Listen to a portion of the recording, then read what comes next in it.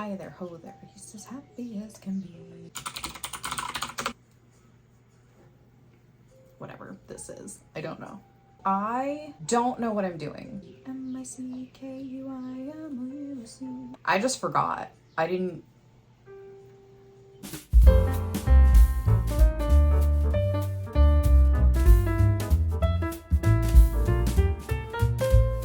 Hey everyone, welcome back or welcome. This is my 2023 first quarter wrap up, so let's go. Starting in January, I finished The Three Musketeers by Alexandre Dumas. Is that how you say it? 5 stars. I loved it. I love Dumas. He's my favorite author now. The Count of Monte Cristo I read last year, which is what got me back into reading. It's what inspired me to make this channel. So I'm like, I gotta read more by him. And so I'm starting to read the Three Musketeers trilogy, which was great. It was 5 stars. I didn't like it as much as The Count of Monte Cristo, but it was very, very good. So started off the year with a 5-star read. I was really happy about that. And I actually had started it before 2023, but I finished it in January. The next book that I read was Counterfeit by Kristen Chen. I gave this 3 stars. I wasn't super thrilled about this.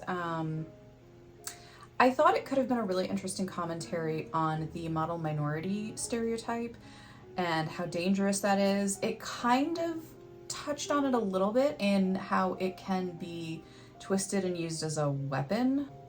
I don't know, I didn't like how it was executed, but it was entertaining. There was an unreliable narrator. The story is from the perspective of this woman who's been caught. She is ratting out everybody else basically in the scheme, particularly her friend from college, who's the one who kind of roped her into it. When she talks about her family, her husband, her kid, I guess maybe that should have been one of my first clues, is it just didn't feel super believable to me. Like, kind of gave me bad mother vibes, not in like a dangerous way, but just in like an annoying way. And then you kind of come to find out later that like, oh, she's not exactly a reliable narrator, so maybe I do need to look critically at what she's saying. I don't know, I just felt like it could have been done better. Okay, so the next one I read was Surf is Where You Find It by Jerry Lopez.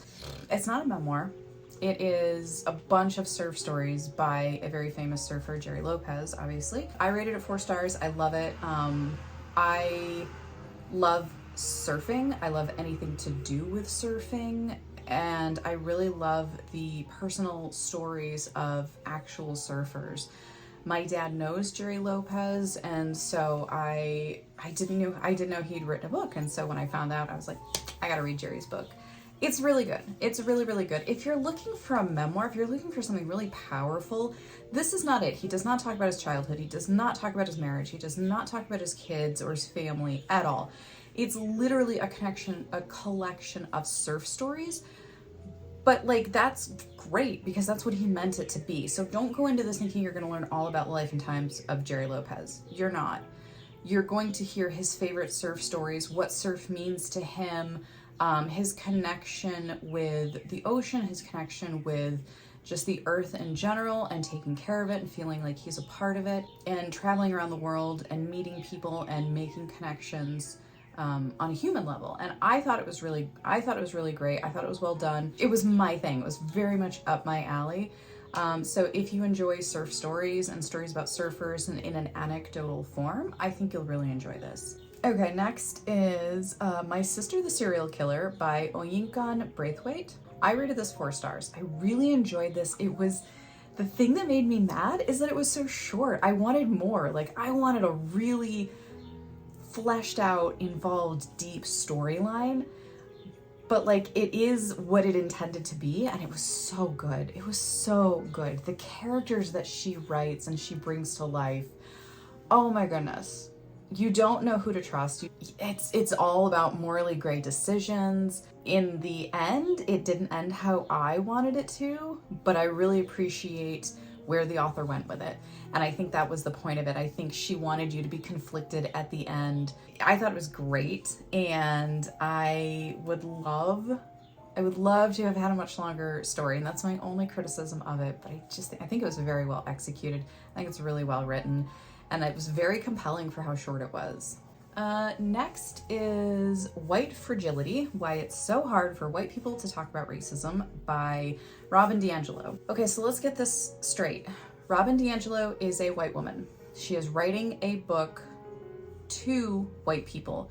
So I know that there are conversations about, is it white people's place to start and lead some of these discussions? And that is something that she actually addresses right in the intro of the book, because it's yes and no. It's a nuanced discussion, and it depends very much on who is the audience, what is the intent, how well is it executed, what kind of topics are discussed, and in what way are they discussed. White people bear the burden of responsibility on fixing systemic racism.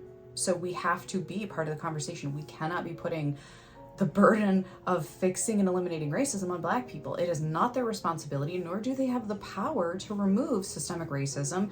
If they did, they would have. Robin DiAngelo, I thought, does a really great job. She talks about her background and how this is what she does for a living, and she works in an organization with other Black women specifically to go to companies and organizations and have training sessions on race relations, on how to talk about race and how not to talk about race. I loved this. It's not comfortable if you're a white person. Deal with it. My discomfort does not mean that this is not important, that I don't have a responsibility to listen, to just shut up and listen for once, that I don't have a responsibility to take action and make things better. My discomfort is meaningless. It has no bearing on anything other than it should be something that moves me to take action and make changes, even in whatever limited scope of my life I have the ability to. The only way to get there is to listen and get uncomfortable. And reading the reviews on Audible for the audiobook, it's what you would expect. Either people really enjoyed it because they can take a moment of self-reflection, or they hated it because this book is calling all white people racist. It's not.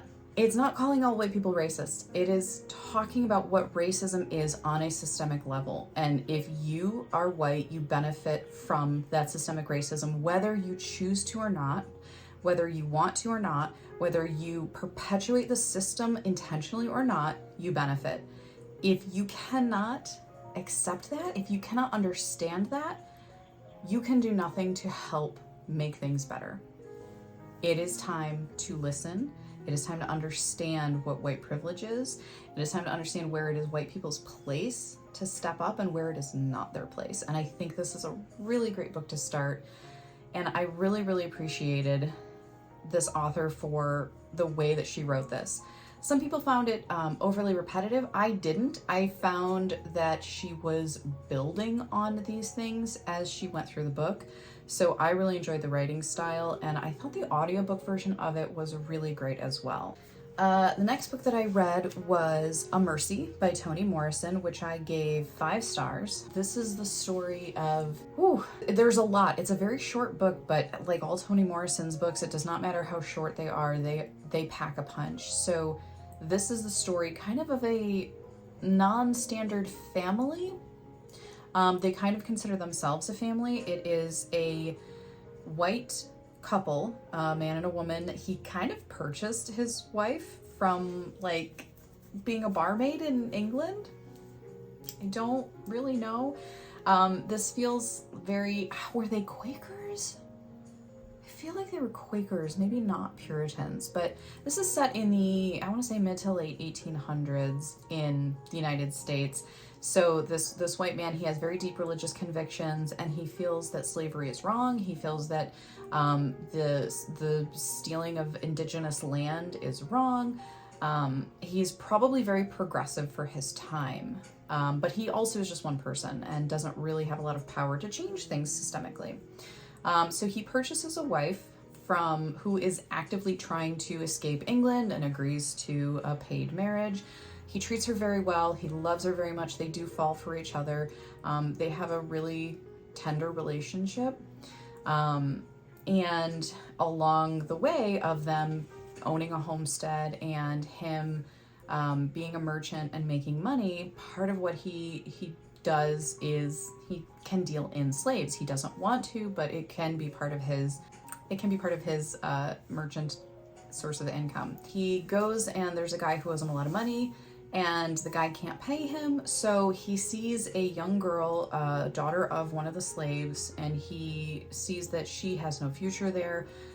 He sees whatever future she does have could be very traumatic and abusive, and so he agrees to take the girl as payment instead. And so he brings her home. She becomes a much more cared about person in the household than she would have been had he left her. He also has in his service a young Indian girl who she's the only one who survived in her village after, I think it was typhoid or scarlet fever, like ravaged her entire community, and like her and one other kid survived, and she ended up kind of being sold into this family, and he treats her very well. And then there's another girl that she was found adrift on a ghost ship, basically. Everybody else on the ship was dead. Nobody can figure out what happened, how everybody else died, how and why she survived, and she doesn't talk. Additionally, there are other side characters, but it's the dynamic of this abnormal family, how they form themselves into a family, the ties that keep them together, the things that estrange them from one another, and then the things that can finally sever those bonds and tear them apart and make them into the worst aspects of themselves by these outside forces. One of them is by falling in love with somebody, and it's really good because the title basically is, even though this woman, you know, was bought into from slavery into slavery, her mother gave her up because she knew it would be a mercy for her to have a different life than the one her mother knew she was going to have if she didn't leave. And that commentary throughout the book on the choices that we make and that others make on our behalf, even if they end up bad, are they better than what they could have been, and is that a mercy in and of itself? Excellent book, 5 stars. I probably need to read it multiple times to really be able to get a lot more out of it, but it was fantastic. After that, I read The Man in the Brown Suit by Agatha Christie. I gave this 5 stars. I think this is one of the better mysteries from Agatha Christie. Really enjoyed it. Next, I read Age of Vice by Deepthi Kapoor. I'm torn on this one. I gave it 4 stars. I'm not gonna say I enjoyed it because it's a lot. It was rough. It's rough, graphic, just it's a bunch of messed up people with way too much money and power getting themselves more and more messed up. It is about trauma. It is about wanting to start a life of your own and not become the person that you're kind of destined to be if you stay in this environment. It's about love and redemption through love. It's about freedom. What freedom? Are you free if you are trapped in a world because of money and debt and family? It's so rough. It's so rough. And that's the thing. I would normally not have gone for a book like this, even just reading the blurbs, but it was getting some decent hype around it, and I really did want to read a new release. And so I was like, you know, of all the new releases that I'm seeing, this one seems the most interesting. Very well written. I can see why people would love it. It was a bit overwhelming for me, but not in that it was any fault of the books or the authors. Like I said, the writing was really great. The characters were very deep. They had their own motivations that you learn about naturally as you go through the story. You get multiple points of view, but you're never like confused and fractured. It's building and building and building. It's built so well. Each point of view, each chapter, each time you flip to something, you're getting more perspective and more knowledge as the story progresses. Even the flashbacks are really well done. It's just a lot content-wise. Not exactly my thing, but like I said, I had to give it 4 stars because it was just that well done. So for me to give a book 4 stars that I didn't enjoy really thoroughly, that probably says a lot. Next is A Farewell to Arms by Ernest Hemingway. I didn't like it. I gave it 3 stars. maybe like 3.5. I read this for the Game of Tomes book. Oh my God, stop your brain. Book club. Book club, which is being hosted by Emmy and Carolyn Marie Reeds. This was being compared to a book by John Steinbeck that I'll get to later. I don't like Hemingway's writing style, and it was epitomized in A Farewell to Arms. Everything I don't like about his writing style. He was repetitive beyond belief.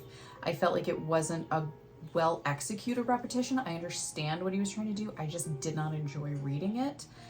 Characters felt shallow up until the very end. The plot and the story between the two character relationships, the love interest in particular, felt very unrealistic. But I will say, after watching the live show on the Game of Tomes book club, I felt like I got a lot more insight into the book and the author's intent and the characters by watching Emma and Carolyn's perspective and the things they picked out in the book that I had missed. And so if I were to read this again, I don't think I would enjoy it still, but I think I would have gotten more out of it, and I would have picked up more subtle clues about what the author, what the narrator is trying to accomplish. And so I really appreciated the fact that I read it and did it in this method of a book club where I could get out of it from other people, you know, sharing their perspectives and their insights into it. And thank goodness, next thing I read was The Hitchhiker's Guide to the Galaxy by Douglas Adams, because that was a 5-star. It was goofy and zany. It's like, oh my gosh, it was really good. I had no idea what to expect because I really have never heard anything about this book other than it's like a cult classic, and there's a movie with Martin Freeman, and I love Martin Freeman, but I've never seen the movie. Basically, the last human on Earth gets rescued by an alien, and he traverses the galaxy with this crazy set of circumstances, the most unbelievable things, but they happen because of a believable reason. It's goofy, it's fun, I loved it. More Agatha Christie with They Came to Baghdad. I gave this a 5-star. This, again, was another really well fleshed out mystery, kind of in depth with the characters. And it was more of a story, I think, than just a standard mystery of hers. So I enjoyed the way that it was written. And yeah, 5 stars. Next was The Nickel Boys by Colson Whitehead. This I gave 4 stars. Oh man. This subject matter is very rough. So this talks about a young black boy who he's like not even like, I don't even think he's like he's definitely not a senior in high school. I think he's like maybe grade 10 or 11, I think. He is in the wrong place at the wrong time. He's trying to get somewhere to take like a college pre-test, and he gets, you know, he's walking down the road and somebody offers to give him a ride. Well, it turns out the person that offers him a ride ends up getting pulled over and is, you know, a felon. And so this kid is now racially profiled by the police, and he's thrown into a delinquent home, even though this kid has been like a stellar straight A student, never gotten into trouble. He's, you know, a pillar of his little community. And it's heartbreaking what happens to him, and it's completely wrong. It's absolutely wrong. He had no business being sent there because he did nothing wrong. Then it's him surviving in the school, and it just reminds me a lot of the schools that they would send Indigenous children to and take them away from their families. And that part of the part of the book that it's talking about is the Nickel Boys. They're called the Nickel Boys because if they disappeared, nobody cares, and they're not even worth a nickel. It starts out where they basically find a mass grave of all these kids who've disappeared from the school, and, you know, the narrator as an adult dealing with the trauma of what he went through, and it's being dredged up because this is now in the news, and there are support groups and people are reaching out to him, and he's like, I don't want to relive this, I don't want to talk about it. But the book is him internally processing his memories of what happened. Absolutely heartbreaking. I gave it a 4 stars. It wasn't quite a 5 because I think the way that it was written, the writing style, it just didn't completely pull me in emotionally, but it did a very, very good job and it got very close. So I would definitely recommend Colson Whitehead, The Nickel Boys. Next, I read Peach Blossom Spring. This is a family saga by Melissa Fu. This was phenomenal. I gave this 4 stars. It was so close to a 5-star. Stories, family, generational trauma. This mother and son have to leave their home due to, I think, the Sino-Japanese War in the 1930s. They're having to flee. They get separated from the rest of their extended family, and then they kind of find them and they get separated again as they traverse and as they're actively going from place to place trying to stay ahead of the war. And it's mostly about the mother and her son. Her husband is killed in the war right at the beginning of the story, and she is determined to keep her and her son together no matter what the cost. And then eventually, when he becomes a teenager and can start getting into college, they're now in Taiwan. They've reached safety, and he has an opportunity to go to the United States, to go to college. And so now there's this other half of his existence where he doesn't want to process this trauma.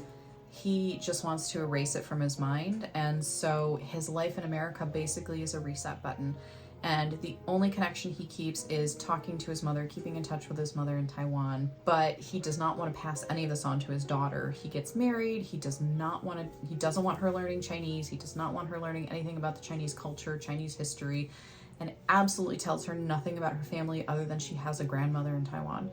And then you get a lot of the perspective of this daughter who is desperate to learn of her heritage, her family, her past, through his bloodline, her kind of being traumatized by him not processing his trauma. She's being traumatized in a different way, but how that trauma perpetuates through the generations. Really fantastic. Highly recommend. I really enjoyed it. It's quite long. It kind of drags a little bit when he's in college and when he's in the United States, but then it kind of picks up again once his daughter comes onto the scene. Phenomenal. Highly recommend. Next is Stardust by Neil Gaiman. This is a very sweet little fairy tale. A guy is just head over heels for a girl in town. He wants to impress her, and so they one night see a falling star. She's totally uninterested, and he's like, listen, I'm gonna go find that falling star and I'm gonna bring it back to you to show you how devoted I am. And she's like, cool, if you do that, I'll grant you your heart's desire. And so then he goes, he finds the fallen star, and it turns out she's a girl who broke her leg because she fell from the sky and crash landed. So then it's their journey back out of the Fae realm and into his town, which borders where the Fae world starts. It's really cute and sweet, and I really enjoyed it, so I gave it 4 stars. Next, I have Cloud Atlas by David Mitchell. This is my first David Mitchell. Only way I can describe it is this book is a boomerang in the best way possible. You start out in the late 1800s in the past, and you transition from like 8, I think, different points of view, different people throughout time and place, and somehow they're all connected, and it's this really faint, unexplained connection, but you know they're connected, and you really have no idea how each makes any sense in line with the other. And so you go through these 8 perspectives, and then all of a sudden you're boomeranged and you come all the way back, and as you reach the apex of this boomerang, it starts speeding up and you fly back through time, and each connection is explained and explained and explained and explained and explained. Really cool. I personally have never read anything like it. Since reading this, I've read the synopsis of a couple of books that kind of sound like a similar-ish premise. I thought it was great, though. I gave it 4 stars. I have a feeling if and when I reread this, I might even bump it up to a 5, but I was left a little bit confused because I think on your first read-through, you just miss things you don't realize are there. And then now you kind of know what to look for, and as you reread it, you'll probably pick up on more stuff. So I do think that's going to go into my reread pile. Next, I read So You Want to Talk About Race by Ijeoma Oluo, and I thought this was great. This was I always see it recommended in pairing with White Fragility. This is written by a Black woman. She has a white mother and a Black father. Her point of view is not just addressing white people, it is addressing Black people who don't know how to have discussions about race with white people comfortably. So she's talking, I would say, mostly to white people and maybe 20 to 30% Black people from what I kind of gathered from the book. And I just thought it was really, really well done. And it's really interesting how she works in the dynamic with her mother, and her mother being white and thinking that she has honorary creds to talk about race from a Black perspective, and how she finally had to have really uncomfortable conversations with her mother to say, no, you've raised beautiful Black children, you've been wonderful to us, you're an ally to the Black community, but you are not Black, and you cannot speak from you cannot speak from a place of experience of living as a Black person. You absolutely would have faced challenges raising Black children in society, but you did not have the experience of growing up and living in Black skin and knowing what people treat you like and how the system treats you with Black skin. And so you can't talk about it from a perspective as though you had that experience. And I thought that was really, really interesting. I think she handles the topic with such grace, but also with bluntness. She speaks very bluntly, but never cruelly. And I really, really enjoyed it. I appreciate how she talks about racism in a systemic way. Like, a person can have racist ideas and feelings and see the world in that way, but a singular person doesn't have the ability to oppress society. Racism at its core is a system in place.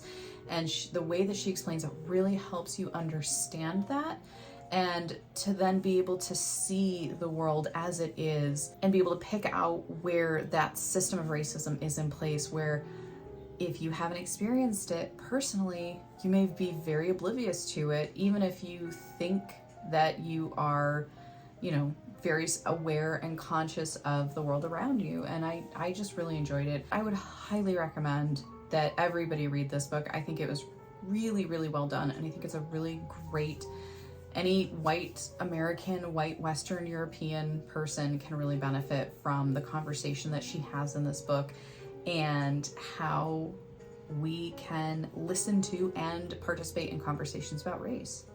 Next was Once There Was a War by John Steinbeck. I read this for the Game of Tomes book club along with Ernest Hemingway's A Farewell to Arms. I liked Steinbeck better. His was a nonfiction. This is some of his dispatches when he was a war correspondent, and so it's very small, short vignettes of different people, different places, different scenarios throughout his time in World War II. I thought it was very interesting. I thought it was funny and charming. I way preferred his writing style. I thought his writing was just more interesting, more fluid than Ernest Hemingway. But they're very hard to compare because you have a fiction versus a nonfiction. You have a novel with a plot and a start to finish, and then you have just disjointed dispatches from real life times and places. So I gave it a 3-star because it really, I'm not a big short story person. That's really what this was. But it did very much remind me of MASH. MASH is one of my all-time favorite shows. And so I really did like it, but I can see why this would not be a book most people would probably be interested in. So those are all the books that I read from January to March. I thought about going all the way through April and into May into current, but it's gonna be too long, and it is supposed to be just the first quarter. So I have to catch up because I'm definitely behind on my reading goals for this year. I set my goal at 100 books this year, and I'm like 8 books behind schedule. So these are the books that I've read so far. I've enjoyed so many of them. I'm really happy about the selection, the variety, and the overall rating that I've been able to give. So yeah, thank you so much for joining me. This is my quarterly wrap up. I hope you're taking care of yourself. I hope you're taking care of each other. Drink your water, get some sunshine. I will see you in my next one. Bye.